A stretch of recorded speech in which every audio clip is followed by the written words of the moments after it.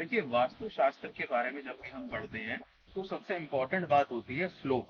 Slope की जब हम बात करेंगे तो उसे कहाँ से जज करते हैं। मान लीजिए मैं इस बिल्डिंग को सामने बाहर से देख रहा हूँ तुमसे, और ये देख रहा हूँ कि कहाँ पर सबसे ज्यादा हाइट गई हुई है।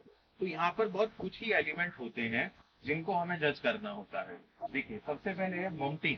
जैसे लिफ्ट रूम आप देख रहे हैं, लिफ्ट एक मशीन रूम है जो ऊपर तक गया हुआ है, और ये माउंटिंग का हिस्सा है जो आगे का भाग है जहाँ पर टंकियां रखी हुई हैं। तो इसकी प्लानिंग कैसे करी जाएगी।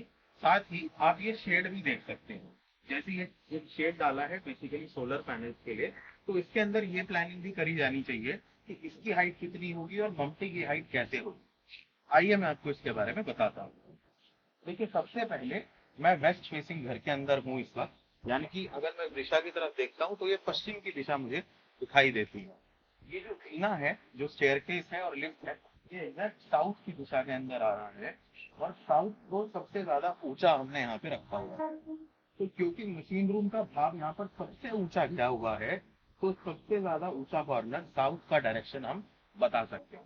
वास्तुशास्त्र के अनुसार इसको सबसे अच्छा उपयोग माना गया है, यानी कि ये सबसे अच्छे रिजल्ट देता है अगर आपकी साउथ की दिशा ऊपर आ जाए तो। अब आप देखिए, ये नॉर्थ ईस्ट की तरफ हमने पानी का एलिमेंट ऐड करने के लिए वहां पर एक फाउंटेन रखा हुआ है। साउथ ईस्ट की दिशा के अंदर हमने आउटर्स रखे हुए हैं, एसी के आउटर हमने साउथ ईस्ट की दिशा की तरफ रखे हुए हैं। एक छोटा सा गीजर भी वहां पर लगा हुआ है, मैं वो भी आपको अभी चल के दिखाने वाला हूँ। इसी के साथ सबसे इम्पोर्टेंट बात ये भी आ जाती है कि अगर मेरे घर के अंदर ये सारी चीजें ऐसे प्लान नहीं हो पा रही तो क्या करना है। देखिए, जो भी आपके घर के साउथ की दिशा है वहां पर आप एक पाइप लगा दीजिए या एक एमएस का पोल लगा दीजिए, और उसके ऊपर हनुमान जी की एक ध्वजा लगा दीजिए। मैं उसकी पिक यहाँ पर ऐड कर दूंगा आप लोगों के लिए। तो उस दिशा के अंदर जब भी हम, मंगल का जो दिशा होती है वो साउथ दिशा होती है। अगर आपके घर के अंदर कोई भी श्लोक एज पर वास्तु नहीं बना हुआ, वो नॉर्थ ईस्ट की तरफ हाई हो गया, या कोई भी ऐसी दिशा ऊंची हो गई जिसको ऊंचा नहीं होना चाहिए था, तो सबसे सटीक उपाय क्या है। सिर्फ साउथ की डायरेक्शन की तरफ एक सबसे ऊंचा पोल लगा दीजिए, खंबा लगा दीजिए या पाइप लगा दीजिए, जो भी सबसे स्टेबल चीज आपको मिल जाए।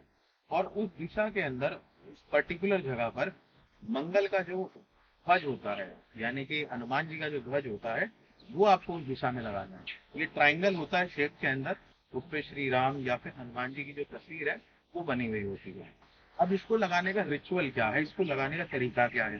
देखिए, इसको लगाने के लिए सबसे पहले आपको ये ध्यान रखना है कि ये लगाया मंगलवार को जाएगा। लेकिन अगर आपको इसको बनाने के लिए कोई भी फाउंडेशन से काम करवाना पड़ा, यानी कि मान लीजिए 4 ईंटें भी लगानी पड़ी, तो वो मंगलवार को नहीं रखी जा सकती। उसको आपको एक दिन पहले ही बना के तैयार रखना होगा। मंगलवार के दिन केवल वहां पे ध्वजा फहराई जाएगी। इससे होगा क्या, आप अपने घर की साउथ की जो डायरेक्शन है उसको सबसे ज्यादा ऊंचा कर देंगे, जिसके वजह से आपका साउथ डायरेक्शन हैवी भी हो जाएगा और हाई भी हो जाएगा। यानी कि जो दो रिक्वायरमेंट्स होती हैं कि साउथ मजबूत भी रहे और ऊंचा भी रहे, वो दोनों चीजें हो जाएंगी। इसमें केवल हनुमान जी के ध्वजा की बात क्यों बताई गई है।